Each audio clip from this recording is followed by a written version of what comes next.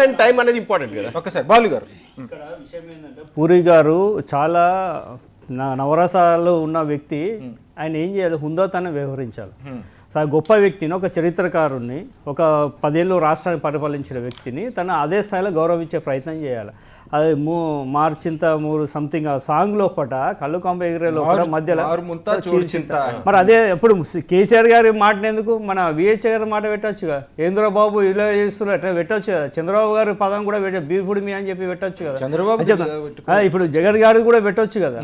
అంటే చెప్తున్నా కదా, ఇప్పుడు ఏంది దీన్ని బిజినెస్ చేసుకోవాలా. లైగర్తో అన్ని రకాల లాస్ వచ్చిందని సెంటిమెంట్ బిజినెస్ చేసుకోవాలి. ఎందుకు చెప్తున్నా అంటే కేసీఆర్ గారిని వీళ్ళు తెలంగాణ భాషని యాస ఎందుకు గౌరవించాలని చెప్తున్నా అంటే, గతంలో నేను ఇండస్ట్రీకి వచ్చినప్పుడు అంటే ఒక 20 ఏళ్ళ కింద చూస్తే తెలంగాణ భాష విలన్లకు కామెడీలకు మాత్రమే ఉండేది.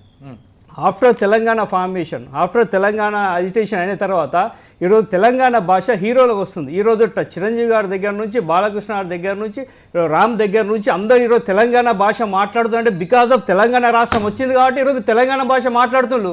లేకుంటే 10-20 ఏళ్ళ కింద ఒక సినిమా చూపించండి, ఒక హీరో తెలంగాణ భాష మాట్లాడింది. కమెడియన్లు చెప్తాడు అక్కడ హీరో ఫ్రెండ్స్ ఆంధ్ర నుంచి వస్తారు, విలన్ గ్యాంగ్ మాత్రం ఇక హైదరాబాద్, ఓల్డ్ సిటీ, పాతవసి, వరంగల్, కరీంనగర్ ఈ ప్రాంతాన్ని చూపించే తప్ప ఈరోజు తెలంగాణ రాష్ట్రం కేసీఆర్ గారు సాధించిళ్ళు. ఒక డైనమిక్ సీఎంగా, ఒక స్టేట్లో నెంబర్ 1 సీఎంగా ఉన్నాడు కాబట్టి ఈ రోజున హీరోలు చాలా గర్వంగా తెలంగాణ భాష మాట్లాడుతూ తెలంగాణ కల్చర్ను గౌరవిస్తున్నారు, తెలంగాణ బతుకమ్మను గౌరవిస్తున్నారు, తెలంగాణ కళాకారులు చాలా గౌరవంగా చెప్పారు. ఎందుకంటే సినిమా టికెట్లు కూడా ఇక్కడ రాయితీలు ఇచ్చినంత కూడా పాత గవర్నమెంట్ ఇయ్యలేదు. అంతే. మాకు ఇంకో బాధాకర విషయం ఏంటంటే తెలంగాణ వచ్చి 10 ఏళ్ల తర్వాత కూడా మొన్న కల్కి సినిమాలో ఏం జరిగిందండి, విజయ్ దేవరకొండ అర్జున్ క్యారెక్టర్ చేస్తే ఆ క్యారెక్టర్ను చాలా కించపరిచే విధంగా భాషను, యాసను, ఆ వ్యక్తిని అవమానించిన సంగతి మనం చూడలేదు. ఈ రోజున మేం చెప్తున్నా అంటే తెలంగాణ వచ్చి 10 ఏళ్ళైనా మా అస్తిత్వం లోపల రావణ కాష్టం లెక్క మా యొక్క కల్చర్ మీద దాడి జరుగుతూనే ఉన్నది. బాలు గారు, ఇక్కడ నాకు ప్రధానంగా అర్థం కావాల్సిన విషయం ఏంటంటే కేసీఆర్ గారు స్టేట్ ఫామ్ అయిన తర్వాత వాళ్ళకి సినిమా ఇండస్ట్రీ ఇక్కడే ఉండడానికి వాళ్ళకి కల్పించిన రాయితీలు ఏంటి? అసలు వాళ్ళు ఇక్కడ బతకడానికి చెప్పాలా 100% వాళ్ళు చాలా భయపడ్డారు. ఎందుకంటే ఇండస్ట్రీకి నేను బిడ్డ నేను చెప్తున్నాను 100% భయపడ్డారు. మీరు నమ్మరు, ఈ రోజున తెలంగాణ ఫిలిం చేసిగా చరిత్ర ఎన్నో లేదు ప్రసాద్ ల్యాబ్ను నేను ముగించాను. తెలంగాణ ఫిలిం ఛాంబర్ యొక్క వాళ్ళు బంద్ చేయకపోతే అద్దాలు బాలు కొట్టింది నేను. తెలంగాణ రాష్ట్రం ఏర్పడిన తర్వాత మా కేటీఆర్ కావచ్చు, కేసీఆర్ ఒకటే ఏం చెప్పానంటే ఇక్కడ ఉన్న బిడ్డలు మన బిడ్డలే, ఇక్కడ మనకు బతకనికి వచ్చినా మనం ఎప్పుడు మన గుండెలో పెట్టుకోవాలి. ఈ కల్చర్ మీద కావచ్చు, ఈ ఇండస్ట్రీ మీద కావచ్చు ఎటువంటి సంఘాలు పెట్టకండి.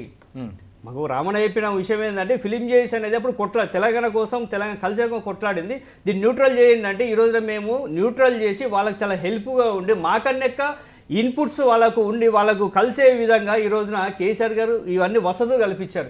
మీరు చూసారా ఆర్టిస్టులకు సార్ ఎంత గౌరవిస్తారు. 2-3 సార్లు కే విశ్వనాథ్ గారి ఇంటికి వెళ్ళిన సందర్భం మనం చూసినాం. యాజ్ ఏ సీఎంగా కృష్ణ గారు కాలం చేస్తే మనం అఫీషియల్గా మనము గౌరవవందన చేసినాం.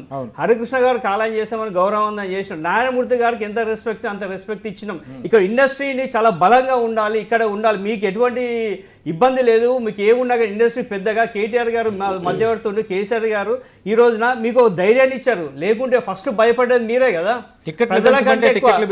ఈ రోజున బాలకృష్ణ గారి సినిమాకి శాతకర్ణకి ఇక్కడ పెరిగింది తప్ప అక్కడ పెరగలేదు. చెప్తున్నా రాయితీలు ఇక్కడ వచ్చినాయి తప్ప అక్కడ రాయితీలు రాలేదు. ఆయన చెప్తున్నా రుద్రమదేవికి కావచ్చు, శాతకర్ణికి కావచ్చు చెప్తున్నా కదా. ఈ రోజున బసవతారకకు కొన్ని సమస్యలు ఉంటే తెలంగాణ గవర్నమెంట్ వచ్చిన తర్వాత కేసీఆర్ 1 డేలో సాల్వ్ చేసింది తప్ప అప్పుడు ఉన్న కంబైన్ స్టేట్లో ఉన్నప్పుడు కాలేదు. అంటే ఇది అద్భుతంగా మిమ్మల్ని గుండెలో పెట్టుకొని, ఎందుకంటే కేసీఆర్ లోపల అంతర్లీనంగా ఒక కళాకారుడు ఉన్నాడు.